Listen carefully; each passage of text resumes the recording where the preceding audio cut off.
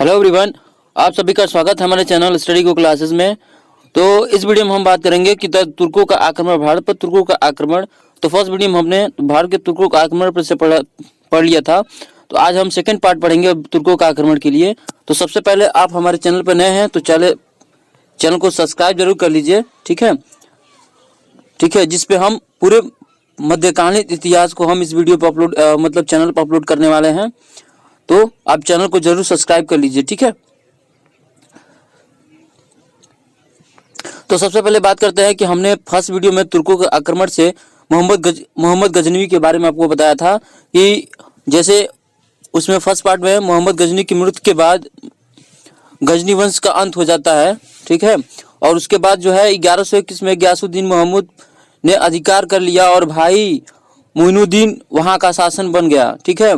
देखिए अब क्या होता है, जैसे मोहम्मद गजनवी की मृत्यु हो जाती है, जो गजनी वंश, जो गजनी डायनेस्टी चलती थी, वहां जो है उसका अंत हो जाता है।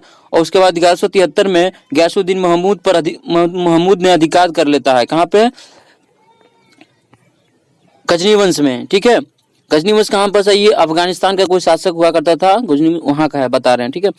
तो सबसे पहले जब मोहम्मद गजनी की जब मृत्यु होती है तो उसके बाद गयासुद्दीन महमूद अधिकार कर लेता है और अधिकार करने के बाद अपने भाई मोइनुद्दीन को वहां का शासक बना देता है, ठीक। ये कब गयासुद्दीन अधिकार कब कर लेता है? 1173 में, आप याद रखेंगे, ठीक है। उसके बाद बात करेंगे, ये मोइनुद्दीन इसी समय मोहम्मद गौरी के नाम से जाना जाता है। अब मोहम्मद गौरी का नाम आप लोग थोड़ा बहुत जरूर सुने होंगे। तो यही मोइनुद्दीन जो है इस समय क्या बोलते हैं? मोहम्मद गौरी के नाम से जाना जाता है, ठीक। आप देखिए मोहम्मद गौरी के बारे में हम, इसका जो समय काल है 1175 से लेकर 1206 ईस्वी तक माना जाता है, ठीक। और इसका जन्म देख लेते हैं, 1194 ईस्वी में इसके जन्मभूमि अफगानिस्तान में है और मृत्यु जो है 15 मार्च 1206 ईस्वी को मानी जाती है, ठीक है। तो इसकी जो जन्म है, जन्म से लेकर और मृत्यु तक इसका समय काल है 1175 से 1206 ईस्वी के बीच में, ठीक है। जन्म स्थान अफगानिस्तान में है और जन्म डेट कब है? 1194 को, और मृत्यु डेट 15 मार्च 1206 ईस्वी को। देखिए मोहम्मद गौरी के भारत पर आक्रमण। अब देखिए मोहम्मद गौरी जो है भारत पर आक्रमण के बारे में कब कब आक्रमण करता है, ठीक है। अब देखिए मोहम्मद गौरी जो है 1175 ईस्वी में मोहम्मद गौरी मुल्तान पर आक्रमण किया, जो कि इस समय पाकिस्तान में पड़ता है, ठीक है। मोहम्मद गौरी सबसे पहले कहाँ आक्रमण करता है?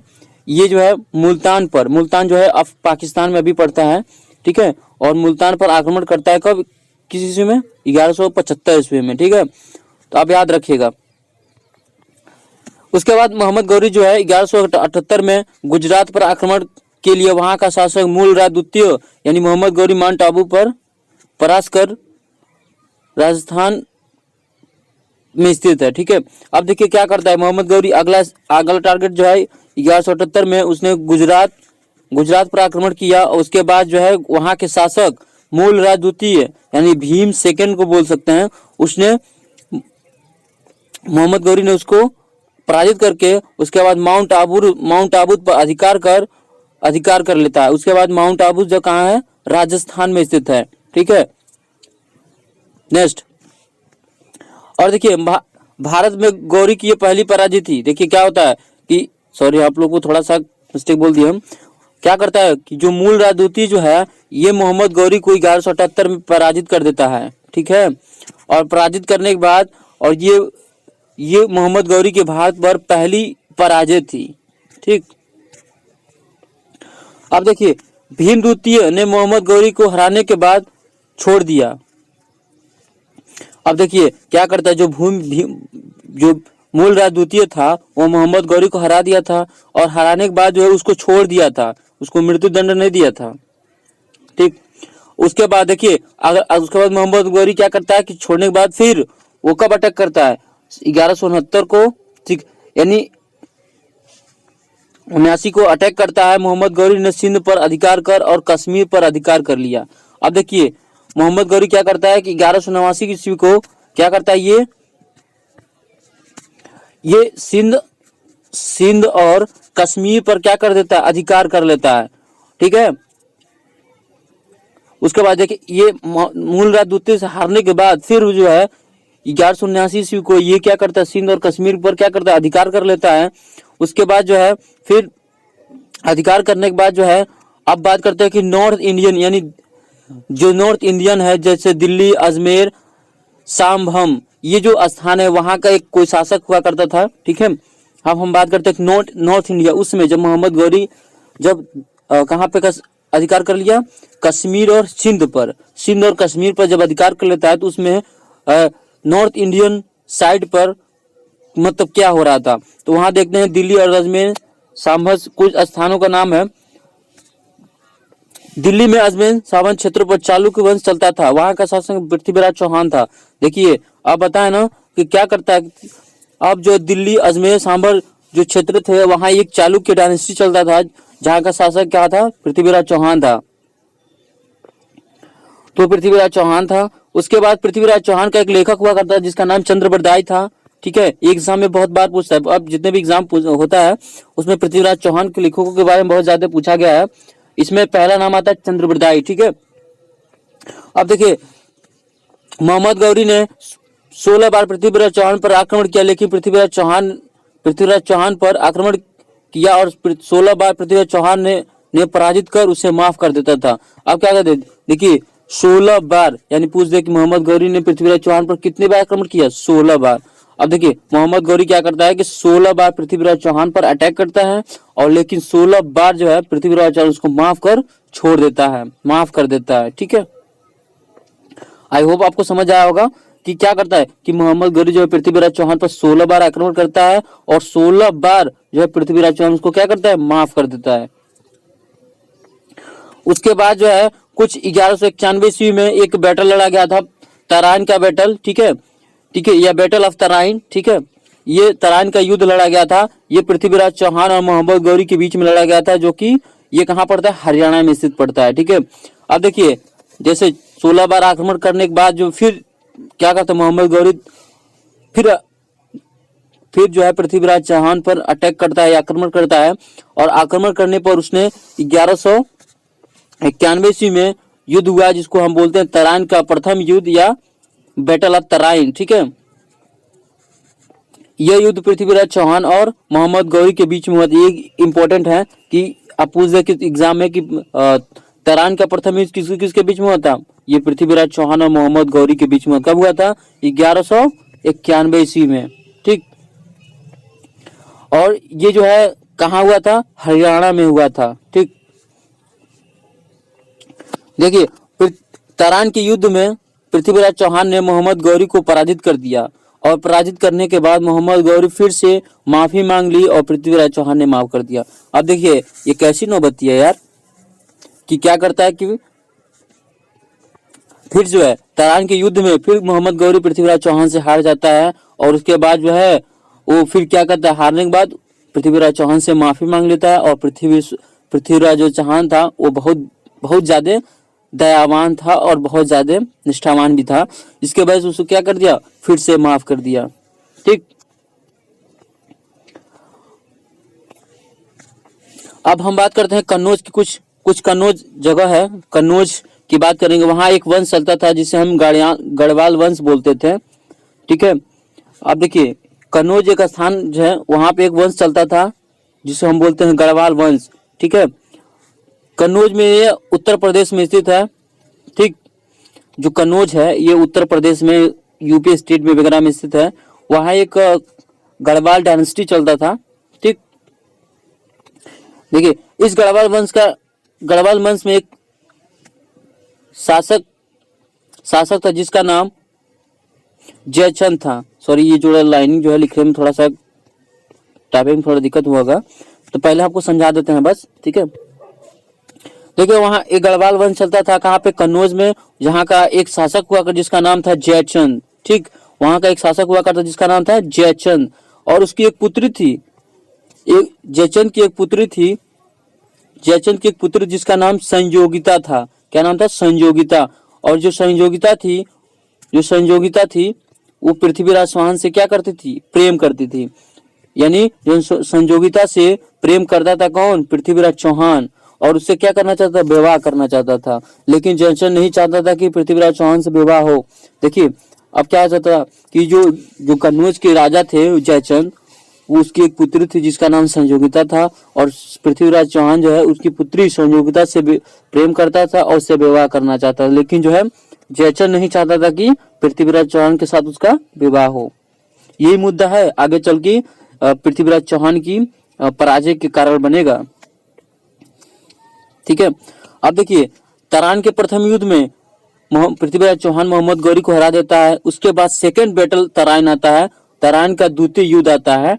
ठीक है, ये जो है कब लड़ा गया था 1192 ईस्वी में, और तराइन का प्रथम युद्ध कब लड़ा गया था आप लोग याद रखेंगे। तराइन का प्रथम युद्ध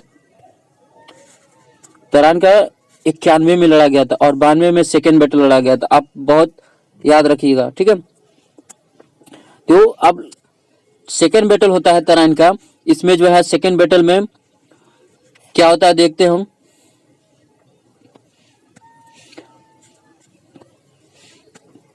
देखिए यह युद्ध पृथ्वीराज चौहान मोहम्मद गौरी के बीच होता है, फिर से वही बार फिर एक बार और सामना होता है मोहम्मद गौरी से। ठीक है, लेकिन इस बार थोड़ा कुछ राजनीतिक तौर पे कुछ अलग होता है। ठीक, अब देखिए जिसमें मोहम्मद गौरी ने पृथ्वीराज चौहान को पराजित कर पृथ्वीराज चौहान की हत्या कर देता है। अब देखिए कि इस बार क्या करता है कि मोहम्मद गौरी पृथ्वीराज चौहान को हरा देता है और उसकी हत्या कर देता है, लेकिन इसमें इतिहासकार कुछ मानते हैं उसकी हत्या नहीं हुआ है, उसको जो है कारावास में डाल दिया था। ठीक, तो क्या होता है कि पृथ्वीराज चौहान की हत्या करने के बाद उसके बाद जो है देखिए अब जो है 16 बार पृथ्वीराज चौहान ने मोहम्मद गौरी को मतलब पराजित करने के बाद भी उसने माफ कर दिया था, लेकिन जो है मोहम्मद गौरी क्या करता है उसको क्षमा नहीं देता है। ठीक है, और वैसे भी पृथ्वीराज चौहान जो है किसी के सामने झुकता नहीं था। ठीक है, वो बहुत बड़ा एक राजपूताना राजा था और बहुत ज्यादा किसी के सामने वो झुकता भी नहीं था। ठीक है, तो हो गया पृथ्वीराज चौहान क्या करता है कि सेकंड बैटल में पृथ्वीराज चौहान हार जाता है किससे मोहम्मद गौरी से। ठीक है, उसके बाद जो है 1193 ईस्वी में मोहम्मद गौरी अपनी राजधानी दिल्ली को बना लेता है। अब अगले साल ही क्या करता है मोहम्मद गौरी, क्या करता है कि दिल्ली को अपनी राजधानी बना लेता है, यानी कैपिटल ऑफ दिल्ली। ठीक है, कब बना था मोहम्मद गौरी ने 1193 ईस्वी में, यहाँ पे इंपॉर्टेंट याद रखिएगा। देखिए अब उसके बाद अगले साल 1194 एडी में चंदावर का एक युद्ध आता है। ठीक है, बैटल ऑफ चंदावर। ठीक है, एक चंदावर का बैटल आता है, उसमें जो है किसके किसके बीच में होता है, ये मोहम्मद गौरी और जयचंद के बीच होता है। अब देखिए ये कैसा है, देखिए क्या होता है कि मोहम्मद जो पृथ्वीराज चौहान का जो है पराजय का कारण जो है ये जयचंद था। ठीक है, ये जयचंद जो है हम आपको पूरी कहानी एक्सप्लेन करते हैं।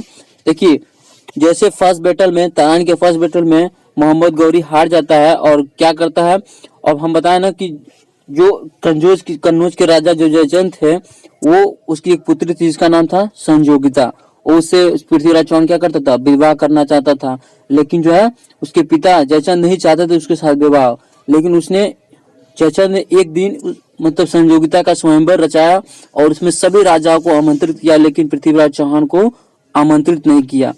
और उसके बाद जो है स्वयंवर में भरे स्वयंवर में ही पृथ्वीराज चौहान ने उसकी पुत्री संयोगिता को भरे स्वयंवर में ही अपने मतलब उसको उठा कर लेकर चले गया। अब फिल्मों में देखे होंगे जैसे कि हीरो हीरोइन को ले जाता है ना, तो वैसे ही तो पृथ्वीराज चौहान जो उठा कर लेकर चला जाता है और उसके बाद जो है जयचंद ये अपमानजनक बात थे देखकर सुनकर मतलब राजाओं के अनचले बातों को सुनकर वो बहुत बड़ा अपमानित होता है और उसने शपथ लेता है कि मैं जब तक पृथ्वीराज चौहान को पराजित नहीं यानी हत्या नहीं कर देता तब तक मैं मतलब एक शपथ लेता है कि मैं पृथ्वीराज चौहान की हत्या कर दूंगा। उसके बाद जो है वो क्या करता है कि जयचंद जो है मोहम्मद गौरी के साथ मिल जाता है और यही कारण था कि पृथ्वीराज चौहान की पराजय होती है। उसके बाद अब मोहम्मद यानी जब उसके बीच में संधि हो जाती है तो ये फिर मोहम्मद गौरी जयचंद के बीच युद्ध क्यों होता है। अब देखिए मोहम्मद गौरी जो है ये भी एक अब ये थोड़ी ना है कि वो अब इसके मिल का आया वो रिश्तेदार है, लेकिन मोहम्मद गौरी क्या करता है कि अब जयचंद पर भी क्या करता है वो अटैक करता है और उसी एक युद्ध लड़ा गया था, चंदावर का युद्ध, जो कब लड़ा गया था? 1194 ईस्वी को। ठीक, आप बहुत अच्छे तरीके से याद रखेंगे। देखिए, अब ये युद्ध मोहम्मद गौरी और जयचंद के बीच हुआ था, चंदावर का युद्ध। और क्या करता है कि मोहम्मद गौरी जो जयचंद को पराजित कर उसकी हत्या कर देता है। अब क्या करता है कि मोहम्मद गौरी भी जयचंद को परास्त करके उसकी हत्या कर देता है। अब देखिए, मोहम्मद गौरी किसी को माफ नहीं देता है, लेकिन जो है पृथ्वीराज चौहान जो है सबको, शत्रुओं को भी माफ कर देता था। अब देखिए, कुछ मोहम्मद गौरी के गुलाम स्लेव हुआ करते थे, यानी कुछ गुलाम हुआ करते थे मोहम्मद गौरी के उस समय। ठीक है, पहले नाम आता है कुतुबुद्दीन ऐबक का, नाम आप लोगों से सुना होगा, कुतुबुद्दीन ऐबक इसके पहले गुलाम थे। उसके बाद दूसरा यल्दोज, कुचाबा और बख्तियार खिलजी। मोहम्मद गौरी के 4 गुलाम हुआ करते थे, कुतुबुद्दीन ऐबक, यल्दोज, कुचाबा, बख्तियार खिलजी।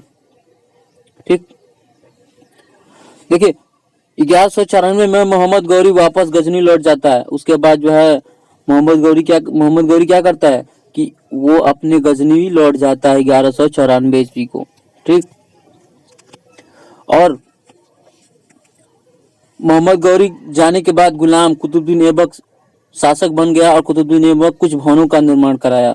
देखिए, उसके बाद जो है मोहम्मद गौरी जैसे ही गजनी लौट जाता है, उसके बाद जो उसका एक गुलाम कुतुबुद्दीन ऐबक वहां का शासक बन जाता है दिल्ली का, और उसने कुछ भवनों का निर्माण कराता है। देखिए, कुतुबुद्दीन ऐबक उसने कुछ भवनों का निर्माण कराया। पहले आता है कुर्रत उल इस्लाम मस्जिद, उसने निर्माण कराया। उसके बाद 2.5 दिन का झोपड़ा का निर्माण कराया। आप लोग याद रखिएगा। ठीक है, ये कुछ भवनें हैं जिन्हें कुतुबुद्दीन ऐबक ने निर्माण कराया। और उसी में एक नाम आता है 1911 ईस्वी में कुतुब मीनार का निर्माण कराता है, जो कि 73 मीटर है। ठीक, और उसके बाद जो है मोहम्मद गौरी की मृत्यु हो जाती है 1206 ईस्वी में। ठीक, तो 1206 ईस्वी में इसकी मृत्यु हो जाती है। और उसके बाद शासक कौन बन जाता है? कुतुबुद्दीन ऐबक। ठीक, तो आई होप कि पूरे हर एक टॉपिक आपको समझ आया होगा।